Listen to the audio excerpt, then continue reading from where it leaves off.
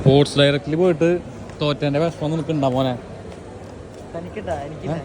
എനിക്കില്ല, കാരണം നമ്മൾ വിജയിച്ചിട്ടുള്ള ആൾക്കാർക്ക് വിഷമം ഉണ്ടാവും.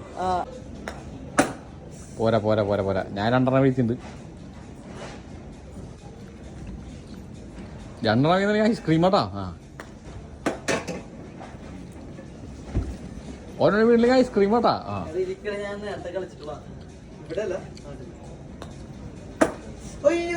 തോറ്റു ഐസ്ക്രീം വാങ്ങിത്തരാം.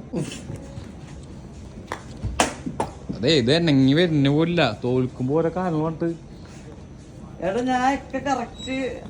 വലിയ ഡയലോഗൊന്നും അടിക്കണ്ട, അത് വീഴ്ത്താൻ പറ്റെങ്കിൽ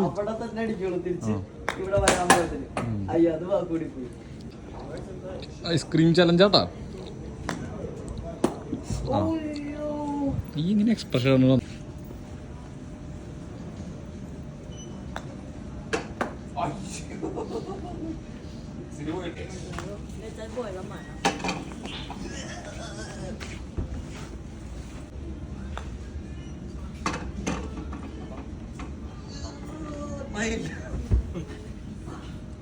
ഐസ്ക്രീം ചലഞ്ചിൽ പരാജയപ്പെട്ടിരിക്കുന്ന റാംജി 9 ഞാൻ വീഴ്ത്തും.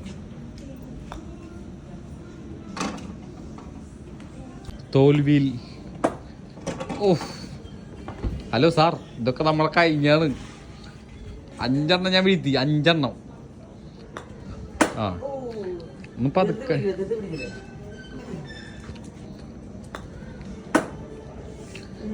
എന്തൊരു തോൽവിയാണ്, നീ മറ്റേ 6 പോലെ ആവരുതിട്ടാ.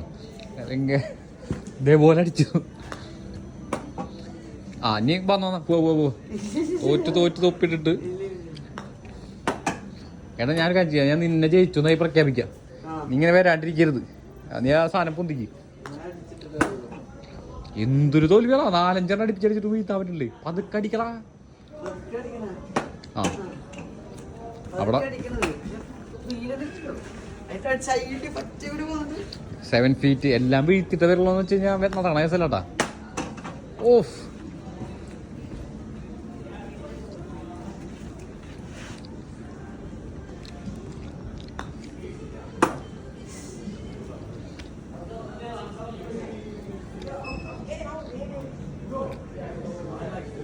എടാ പേടിക്കണ്ട, നീ എന്തായാലും തോറ്റുപോയി. ഇനി ഐസ്ക്രീം വാങ്ങിട്ട് വരും. ഇങ്ങോട്ട് വന്ന നീ.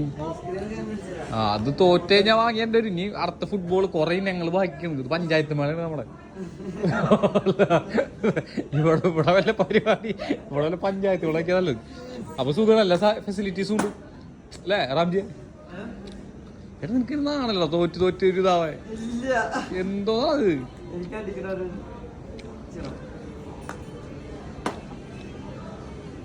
എന്റെ മോനെ.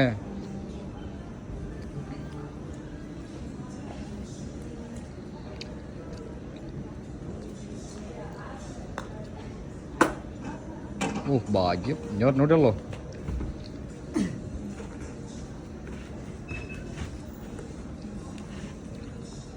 പതുക്കടിച്ചാ മതി. വീണു കണ്ടാ. അത് ഐഡിയാസ് ആശാന്റെ വക വേണം. ഫൈനലി അടുത്ത പരിപാടിക്ക് പോകാനുള്ള യോഗം കിട്ടി. തോറ്റിട്ട് ടൈല് കടിയൊക്കെ. തോറ്റു. വായോ, നമുക്ക് ആദ്യം ഷൂ നോക്കണം. ഇപ്പൊ നിനക്ക് നാക്ക് കിട്ടിയില്ലേ? വിഷമുള്ള ഇങ്ങനെ ചെയ്യണത്. നമുക്ക് വിഷമുണ്ടെങ്കിൽ എനിക്ക് തോൽവി ഒരു പ്രശ്നമല്ല. പോട്ടെ ഇന്ന് വിഷയമുള്ള കേസൊന്നല്ല. എന്നിട്ട് ഇത് യൂട്യൂബിൽ